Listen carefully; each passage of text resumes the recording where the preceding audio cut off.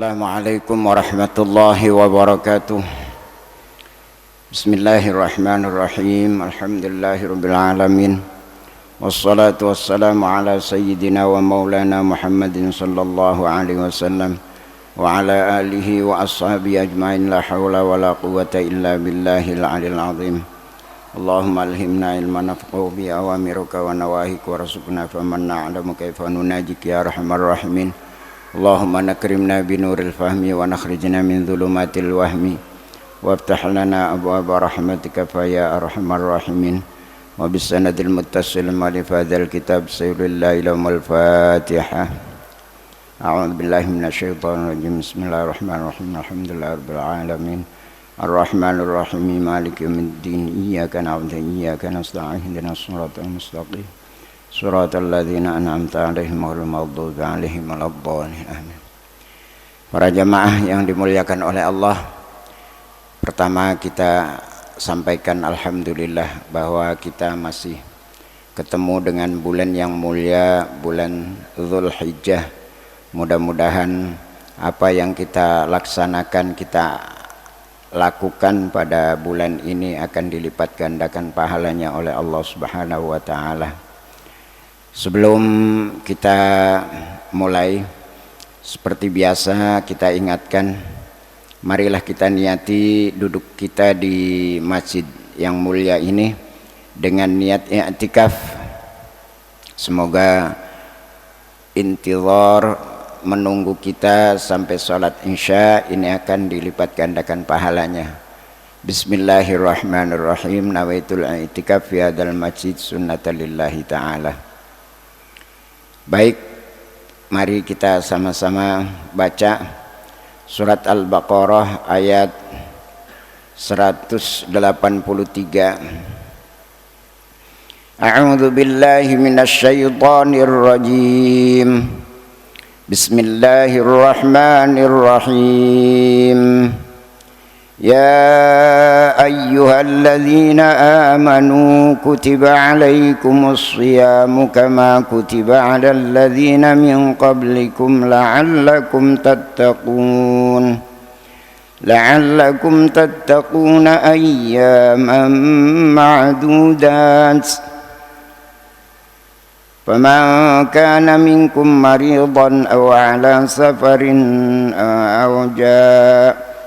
أو على سفر فعدة من أيام أخر وعلى الذين يطيقونه فدية طعام مسكين. Al-ayah. Ayat ini awal mula Rasulullah sallallahu alaihi wasallam beserta para sahabat diwajibkan untuk melaksanakan puasa. Tepatnya pada tahun 2 Hijriah, setelah Rasulullah pindah ke Madinah tahun kedua, turunlah ayat ini untuk dilaksanakan oleh Rasulullah beserta sahabat melaksanakan puasa Ramadan. Tepatnya pada tahun 642 Masehi. Karena ada yang mengatakan fatrah antara Nabi Isa sampai kepada Nabi Muhammad sallallahu alaihi wasallam itu sampai mencapai hampir 600 tahun. Bisa dilihat Rasulullah hijrah itu pada umur 40. Umur 50, umur 40 berapa? 63 diambil 13. Jadi 47-an ya. Kemudian Rasulullah baru diam ada di Madinah selama 13 tahun. Pada tahun kedua Rasulullah berada di Madinah, turun ayat ya ayyuhalladzina amanu kutiba alaikumus shiyam. Bisa kita perhatikan dalam ayat ini Allah mewajibkan untuk menyampaikan wasiat bagi orang yang sudah ada tanda-tanda meninggal dunia, tidak didahului dengan kata-kata amanu. Begitu pula Allah Subhanahu wa taala mewajibkan untuk melaksanakan qisas juga tidak didahului, tetapi di dalam puasa Ramadan ini Allah Subhanahu wa taala memanggil terlebih dahulu sebelum mewajibkan untuk melaksanakan puasa. Coba perhatikanlah ayatnya, ya ayyuhalladzina amanu. Di sini kalau kita lihat, kenapa Allah Subhanahu wa taala mewajibkan puasa terhadap orang yang beriman? Padahal di dalam hadis itu dikatakan bunyal Islamu ala khamsin. Islam itu didirikan atas 5 rukun. Yang pertama syahadat, salat, puasa, zakat, haji. Tetapi di dalam ayat ini yang dipanggil bukan ya ayyuhal muslimun, tetapi ya ayyuhalladzina amanu. Karena Allah sudah mengetahui banyak orang Islam, banyak orang muslim belum tentu mukmin. Tapi insya Allah orang yang mukmin sudah barang tentu muslim. Pernah saya sampaikan di tempat ini, di Indonesia ini kurang lebih muslimnya 80%. Kalau 80% dari jumlah penduduk Indonesia begitu waktu sholat hadir di masjid, di surau, musola, insya Allah penuh. Tetapi karena Muslim Indonesia ini baru sekedar nama Islam, agamanya Muslim orangnya, tetapi belum masuk dalam kategori mukmin. Ramadan ini bisa membedakan mana orang yang beriman dan mana orang yang belum beriman. Coba lihat, kalau bulan puasa itu ketahuan mana yang puasa, mana yang belum puasa, kelihatan sekali. Maka di sini Allah Subhanahu wa taala untuk mengetahui siapakah yang mukmin beriman atas syariat yang dibawa oleh Rasulullah, di antaranya adalah mewajibkan puasa, sampai diberikan gambaran, ya ayyuhalladzina amanu kutiba alaikumusyamu kama kutiba alal ladzina min qablikum. Tidak serta-merta Rasulullah Subhanahu wa taala mewajibkan puasa terhadap Nabi Muhammad dan umatnya.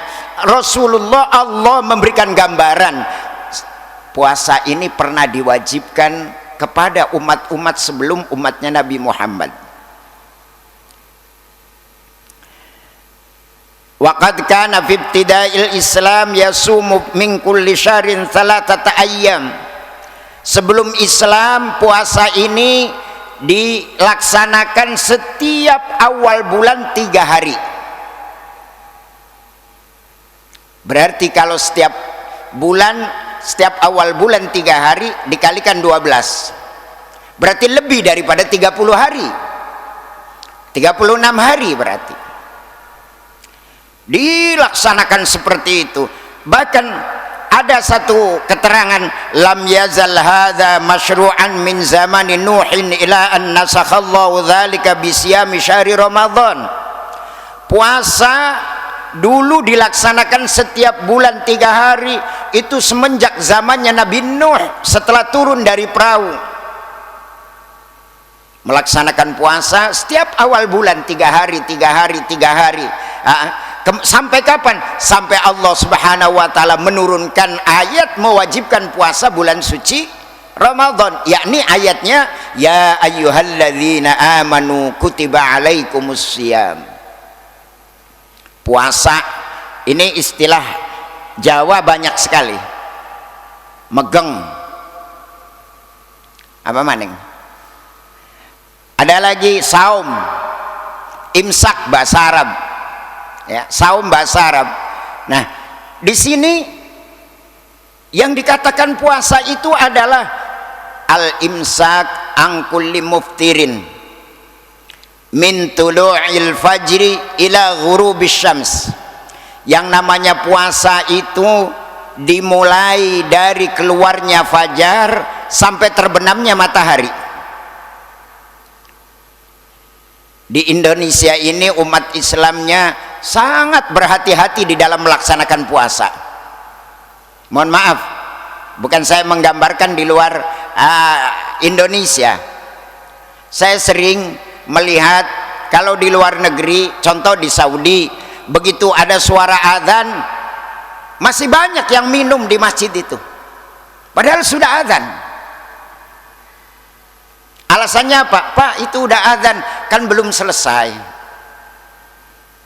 Karena yang namanya puasa itu dimulai dari keluarnya fajar shadiq, awal mulanya keluar matahari sampai terbenamnya matahari. Kita alhamdulillah di sini ikhtiyat, sangat berhati-hati. 10 menit sebelum keluarnya matahari sudah tidak makan apa-apa, padahal masih boleh itu. Jadi kalau di masjid itu imsak lagi makan terus saja dulu, ya. Terus sampai kapan?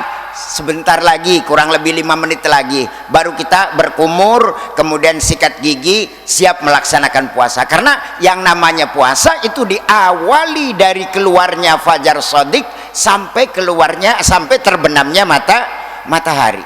Karena puasa itu berkaitan dengan siang. Banyak ibadah umat Islam tuh yang berkaitan dengan matahari. Sholat juga sama. Subuh dimulai keluarnya fajar shadiq, kemudian waktunya matahari setelah ada di ufuk berpindah ke arah barat diwajibkan sholat zuhur. Begitu agak miring ke arah barat wajib sholat asar. Begitu matahari terbenam wajib sholat maghrib. Begitu cakrawala ini benar-benar gelap, maka di situ diwajibkan melaksanakan sholat isya, berkaitan dengan matahari. Maka puasa yang diwajibkan kepada Nabi Muhammad dan umatnya sampai sekarang menjadi ketetapan 1 bulan penuh. Allah tidak menentukan 30 hari, sebulan. Karena di dalam hadis itu sumu li ru'yati wa aftiru li ru'yati fa in ghumma alaikum fa akmilul iddata. Puasa itu dilihat daripada awal puasa, melihat daripada ru'yat, melihat hilal, melihat tanggal dengan kriteria-kriteria tertentu. Begitu pula kata Rasulullah menyampaikan, berbukalah apabila kamu sudah melihat tanggal 1 bulan Syawal. Apabila di situ cuacanya mendung, kemudian tidak ditemukan hilal, maka sampurnakan. Bulan Ramadan itu menjadi 30. Begitu pula di dalam bulan Sya'ban. Maka ada istilah nukus dan kamal. Ada yang pas 30 hari, ada yang kurang 30 hari, yakni 29. Maka puasa ini sudah disampaikan oleh Allah Subhanahu wa ta'ala. Yang namanya puasa itu tanda-tanda orang yang beriman. Maka kalau kita pelajari di akhir ayatnya, la'allakum tattaqun, ini puncak. Orang itu pertama dengan mendapatkan taufik sehingga hatinya terbuka untuk menerima hidayah. Setelah mendapatkan hidayah, orang ini menjadi orang Islam. Setelah orang Islam baru tahu rukunnya Islam itu ada 5. Kemudian dia pelajari sehingga iman. Karena apa? Karena berbeda. Kalau Islam itu membicarakan rukun, memasrahkan diri kepada Allah, apa yang menjadi ketentuan Allah di dunia ini, baik dalam perintah maupun larangan, kita pasrahkan. Itu Islam. Untuk mengimani, melaksanakan apa yang menjadi perintah Allah, inilah iman. Iqrarun bil lisan wa tasdiqun bil qalbi wa af'alun bil arkan. Iman itu adalah diucapkan, apa yang diucapkan, hatinya percaya, badannya melaksanakan. Begitu datang Ramadan, walaupun banyak hadis yang menyampaikan man fariha bidukhuli Ramadan haramallahu jasadahu 'alan niron, barang siapa yang berpuasa di bulan suci Ramadan, barang siapa yang senang datangnya bulan suci Ramadan, maka jasadnya akan dihindarkan dari api neraka. Rata-rata orang itu menjelang Ramadan persiapannya cukup matang, segala-gala untuk puasa. Nanti menjelang pamitnya Ramadan itu tidak mau dievaluasi. Apa saya katakan tidak mau dievaluasi? Tolak ukur puasa kita bagus atau jelek itu setelahnya Ramadan. Kalau Ramadannya itu sudah selesai, mangga kita kaji tahun ini puasa kita, puasa saya bagus atau tidak. Tanda bagusnya apa? Apa yang dilaksanakan di bulan suci Ramadan mau diamalkan pada bulan Syawal dan seterusnya sampai Ramadan yang akan datang. Tapi pada umumnya ya alhamdulillah pada bulan suci Ramadan Al-Quran seringkali dibaca, setelahnya Ramadan Al-Qurannya ditutup lagi. Waktu bulan Ramadan kita setiap jam 3 sudah melek, sudah bangun, karena untuk melaksanakan sahur. Sebelum sahur kita diawali dengan tahajud terlebih dahulu, kemudian kita munajat kepada Allah. Begitu Ramadannya sudah pulang, ya tahajudnya ikut pulang. Pada waktu bulan suci Ramadan subhanallah kita disiplin sekali, sabar. Walaupun makanan sudah ada di depan kita, kalau belum terdengar suara azan, kalau belum terdengar suara maghrib, tidak akan mau berbuka. Begitu Ramadannya selesai, sabarnya hilang lagi. Salat witir. Karena apa?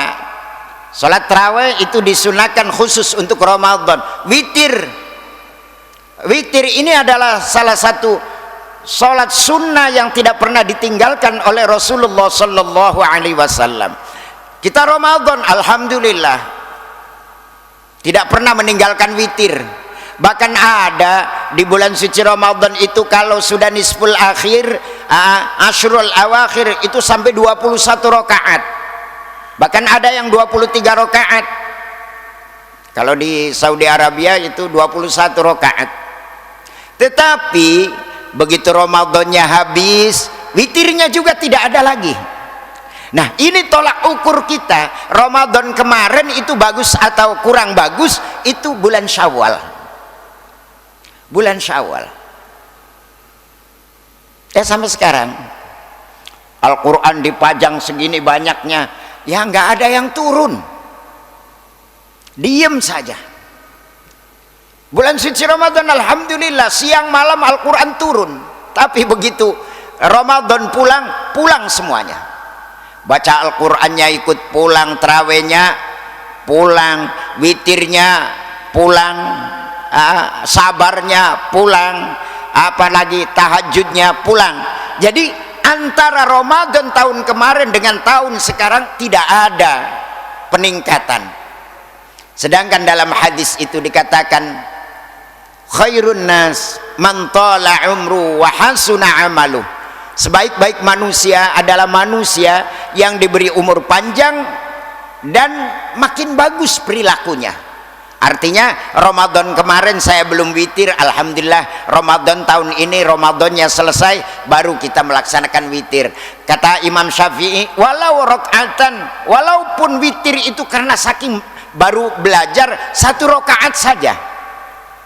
Karena boleh witir itu 1 rakaat. Usolli sunnata raka'atan minal witri lillahi ta'ala. Saya niat melaksanakan 1 rakaat salat witir, Allahu Akbar. Itu paling medit-meditnya orang salat witir 1 rakaat. Kemudian di dalam ayat ini dijelaskan kutiba ay furidha alaikum asyamu kama kutiba alal ladzina min qablikum minal umam la'allakum tattaqun al ma'asi fa innahu yuksiru syahwata allati hiya mabda'uha. Allah menjamin orang-orang yang mau melaksanakan puasa Ramadan itu akan menjadi orang yang bertakwa. Karena apa? Puasa itu bisa mengurangi syahwat. Sekarang begini, ada orang bertanya, punten katanya, puasa itu bisa mengurangi syahwat. Kenapa saya kok siang-siang Ramadan istri saya masuk, kemudian syahwat kita bangkit? Memang beda, Pak. Puasa ini tujuannya agar lebih baik. Lihat binatang-binatang yang lain menjadi baik itu karena puasa. Ulat begitu ditakuti oleh orang, setelah dia itu berpuasa rubah menjadi kupu, menjadi kupu-kupu. Orang yang tadinya takut malah senang. Tapi jangan diikuti puasanya ular, karena ular itu puasa, makin selesai puasanya berganti kulit itu makin galak. Ada lagi, kalau puasa itu bisa mengurangi syahwat, apa? Ayam. Ayam juga sama puasa. Ada yang 11 hari, ada yang 14 hari, demi anaknya ini bisa menetas, dikerami. Coba lihat ayam kalau sedang mengerami telur, itu kalau waktu jantan naik ke kandang, yang betina ini memberitahu, Pak. Sak, perhatikan, begitu kok naik ke kandang, yang betina ini kalau kita mengerti memberitahu kepada pejantannya, krekek. Kalau bahasa kita, Mas saya lagi puasa, turun lagi jantannya. Menusa puasa-puasa lah krekek kacan. Maka di sana dijelaskan di dalam fikih, apabila kita kebelet pada waktu bulan suci Ramadan, janganlah kamu bersenggama dalam keadaan puasa. Karena apa? Konsekuensinya berat. Kena kifarat. Kifaratnya apa? Wajib melaksanakan puasa selama 60 hari, harus berturut-turut. Apabila dari 1 sampai 20 kemudian batal 1 hari, tidak boleh diteruskan, harus ulang lagi dari 1 lagi. Ini beratnya. Maka apabila kita kebelet dalam waktu puasa, maka batalkan terlebih dahulu. Bagaimana cara membatalkan? Tidak usah minum. Masukkan tangan kita ini ke telinga atau ke hidung, masuk ke sana sehingga batal puasa kita, baru kita melaksanakan senggama. Itu tidak dapat tidak kena kifarat, tetapi wajib qadha belaka. Ini ilmu, Pak, yang seperti ini. Kita tidak bisa mengukur badan kita. Orang itu diberikan syahwat itu beda-beda. Ada yang syahwatnya tinggi, ada yang rendah. Walaupun di dalam hadis ini dikatakan man istata'a minkumul ba'ata falyatajawaz. Barang siapa yang mampu untuk membiayai pernikahan, nikahlah. Apabila kamu tidak mampu, maka puasalah. Karena puasa itu adalah wija. Karena puasa itu akan bisa mengurangi syahwat. Tetapi ada orang yang melaksanakan puasa, syahwatnya makin naik. Ada yang seperti itu. Maka caranya seperti itu. Jadi bisa dikurangi, bisa diberikan solusi agar tidak kena kifarat maka dibatalkan terlebih dahulu walaupun tidak usah makan dan minum. Mudah-mudahan puasa yang kita laksanakan pada bulan Ramadan kemarin akan menjadikan kita sekalian termasuk di dalam ayat ini, la'allakum tattaqun. Mudah-mudahan kita sekalian menjadi orang yang bertakwa kepada Allah Subhanahu wa taala, sehingga mampu kita melaksanakan seluruh perintah Allah dan mampu menjauhi segala larangan-larangan Allah. Amin ya rabbal alamin. Waktunya masih ada 10 menit. Barangkali ada yang perlu ditanyakan, dipersilakan. Cik. Ini masalah ibadah-ibadah yang termasuk rukun seperti puasa bisa dilakukan di luar bulan Ramadan. Mungkinkah ibadah haji pun digeser, misalnya minggu ini karena ada wabah sehingga akhirnya disepakati oleh para ulama setempat digeser minggu depan wukufnya gitu. Itu satu. Kedua, hewan kurban masyarakat taunya itu laki-laki atau jantan. Bolehkah kurban itu betina? Karena secara spesifik atau khusus tidak pernah diucapkan bahwa kurbanlah yang laki-laki atau yang jantan. Itu aja sementara, minta pencerahannya supaya masyarakat yang mendengar pun bisa ada semacam pengetahuan. Terima kasih Pak Kiai. Baik, terima kasih. Haji, bolehkah haji digeser waktunya karena lagi pandemi corona, sehingga kalau bulan-bulan ini masih di sana masih melaksanakan social distancing dan lain sebagainya, nanti saja di bulan Desember misalkan, apakah boleh? Nanti ayat Al-Qur'annya di belakang, yas'alunaka 'anil ahillah qul hiya mawaqitu linnasi wal hajj. Sahabat bertanya kepada Rasulullah sallallahu alaihi wasallam tentang masalah apa manfaatnya bulan dari tanggal 1 sampai 14 itu dari barat ke timur ke barat lagi. Kemudian tanggal 14 sampai tanggal 28 dari timur ke barat langsung surup ke barat. Kata Rasulullah sallallahu alaihi wasallam di dalam Al-Qur'an menjelaskan, qul hiya mawaqit, itulah waktu yang diperlukan oleh manusia. Kemudian wal hajj, dan untuk menentukan waktu-waktu haji.